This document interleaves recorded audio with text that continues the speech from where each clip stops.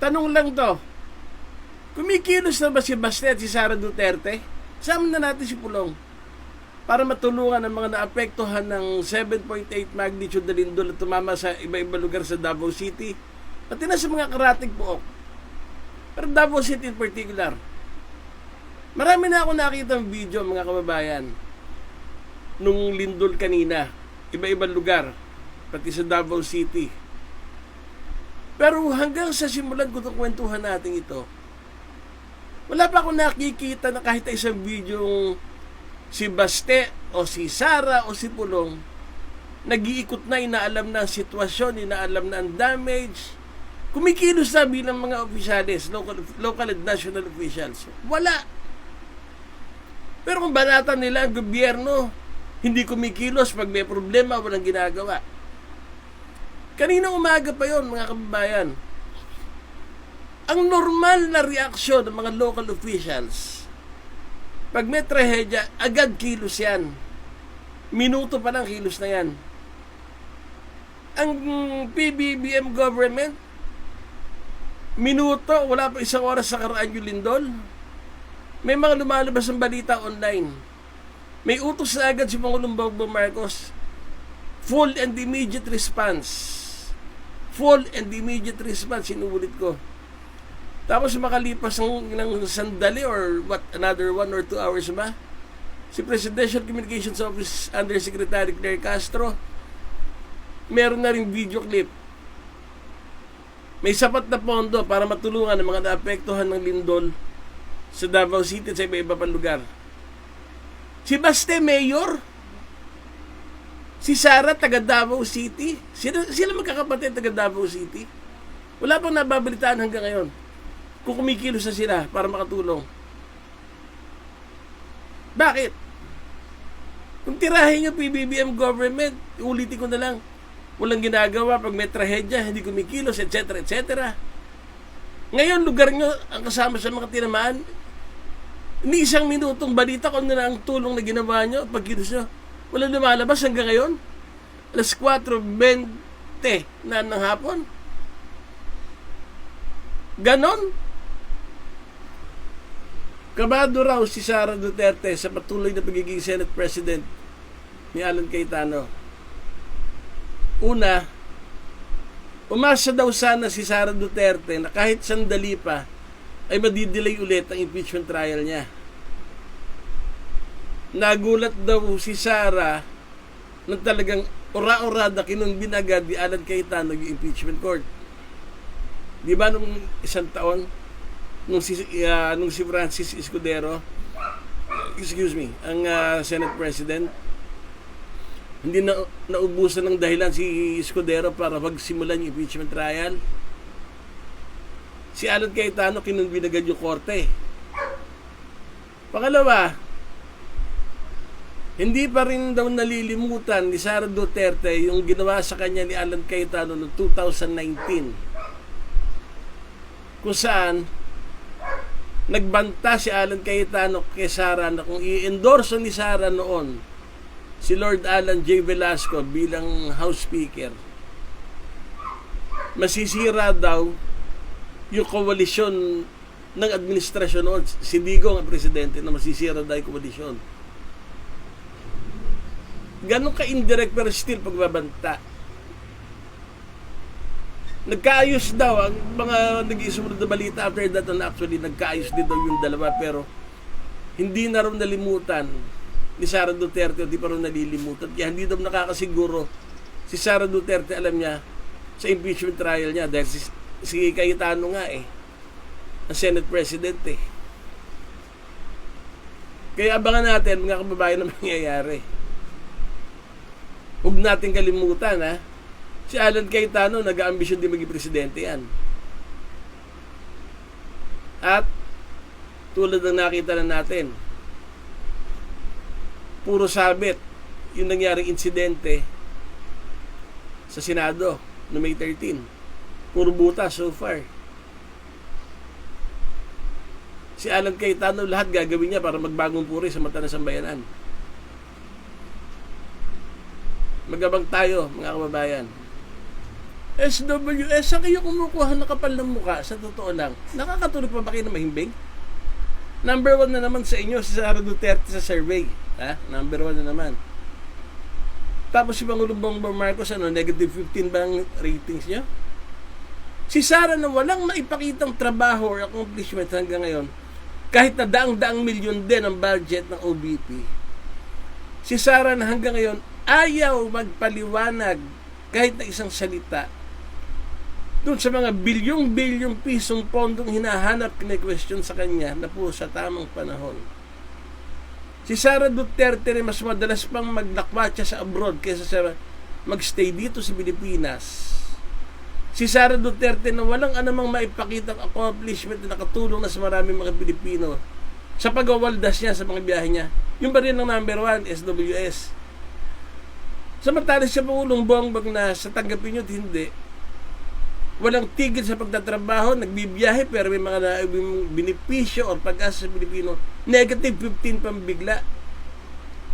Kung di ka pala mukha yan, SWS na tawag yan, masyado niya naman ginagawang tanga, bobo, mga Pilipino na kung sino yung walang silbi, kung sino yung lantaran na tinatawag na magnanakaw, kinakantahan na, wala maipakita accomplishment, pero tuloy-tuloy ang benepisyo, sweldo, allowances at lahat na galing sa pinaghirapan ng sambayanan. Yung ba rin ang gusto ng sambayanan? Na gano'n katanga mga Pilipino, SWS, ganun ba? Kung sino yung sobra-sobra kaduda-duda, yun mas gusto ng mga sambayan ng Pilipino? Kung di ka pala mukha yan, SWS, ano tawag dyan? Tibay din na sikmura nyo sa totoo lang. Sara Duterte fanatics, kayo ba marunong bilang? Isa naman na natin yung mga vlogger na mga alaga nyo at ibang mga politiko pa. Pinagpipilitan nyo na hindi makakalabing-6 na boto para i-convict si Sara. Madagdagan man ng mga senador na kilalang pro Sara na makukulong kung sakali. Mga kababayan, huwag natin kalimutan, ang Senado binubuo ng 23 senador. 23. Ang mga posibleng makasuhan ng non-bailable, si Bato de la Rosa, si Bongo, si Jinggoy Estrada, si Joel Villanueva, si Francis Escudero. Kasama na natin si Marcoleta kasi may rekomendasyon para kasuhan din si Marcoleta. 6. Ngayon, 23 minus 6, 17. Ngayon, may matitirang mga Sara fanatics. Okay. Palagay nyo, kung sakali at tuloy-tuloy nang talaga magagalit ang tao kay Sara Duterte, at talaga super tibay ang mga ebidensyang ilalabas sa impeachment trial ng prosecution, sa palagay ninyo, may senador na iririsko pa rin ang sariling political career alang-alang kay Sara? Kahit na lantaran na magiging galit, super lantaran, ang magiging galit ng tao kay Sara Duterte. At ulitin ko, ang mga ebidensyang ilalabas sa prosecution trial talagang mas solid pa sa adobe. Mag-isip-isip nga kayo. Sa tanggapin nyo, hindi. Ako hindi politiko mga kababayan Pero sa tanggapin at hindi ng mga panatiko ni Sara Duterte, sa politika, survival ang labanan dyan. Kahit na sinong politiko, lalahatin ko na, gagawin ang lahat para manalo lamang. Remember, 2028 election na uli. Babaligtad, magbabalimbing, ano man ang kailangan gagawin sa politiko para masiguro mananalo siya. Ngayon, kung talaga sabit si Sara, and again, ang galit ng tao ngayon ay lalo mag-iinit, lalo mag-aalab pag nagkalabasan ng ebidensya sa impeachment trial. Palagay nyo, may magpapakamatay pa rin politiko para kay Sara Duterte? Mag-isip-isip nga kayo.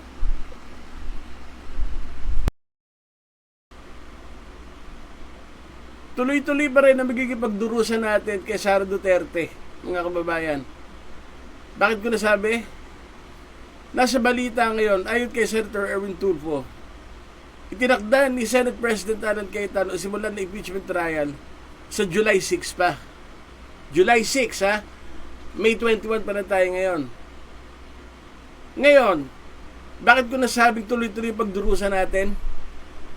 Kung yung dating Senate President na si Tito Soto, Senator Tito Soto, ay sinabing Monday to Friday ang gagawin niya impeachment trial, kay Cayetano, 3 times a week lang. At hapon pa, half day, hapon pa. Monday to Wednesday. Webes daw, regular Senate session lang.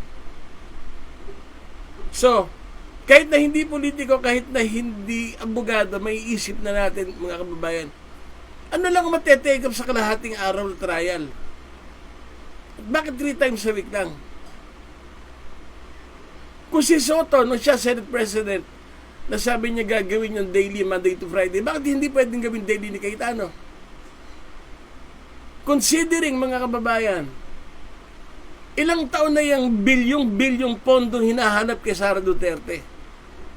Bilyong pondong hanggang ngayon ayaw niyang magpaliwanag. Puro sa tamang panahon. Bilyong pinaghirapan natin mga ordinaryong mamamayan. Mga pinagtrabahuhan natin, may maibayad lang tayo sa mga bayarin natin sa gobyerno. Na pinagkukunan ng sweldo ni Sara Duterte, lahat ng benepisyo niya bilang Vice Presidente at kung ano-ano pa. Pero wala tayong makita ano matrabaho sa kanya. Ngayon, ganyan kabagal pa magiging impeachment trial. Bayan nga kailan ba tayo pagdurusahin dito kay Sara Duterte? Isipin nyo, mga kababayan. Ulitin ko na lang. Kung si Soto, Monday to Friday, ang tinakdanan niya sana schedule, bakit si Cayetano 3 times a week lang? At bakit hapon pa? Or hapon lang? Bakit hindi pwede Monday to Friday din? Ang gawin ni Cayetano. Ang makikinabang na sa schedule si Sara Duterte, hahaba palalo ang buhay niya. Tuloy-tuloy ang sweldo niya, lahat ng kaperahan niya, na manggagaling sa paghihirapan natin. Pero libreng-libre pa rin siya hanggang ngayon sa bilyong pondo kina-question sa kanya. Anong klaseng kalbaryo dadanasin natin sa palagay niyo lalo? Kay Sara Duterte, mga kababayan. Anong klaseng pahirap ang abutin natin?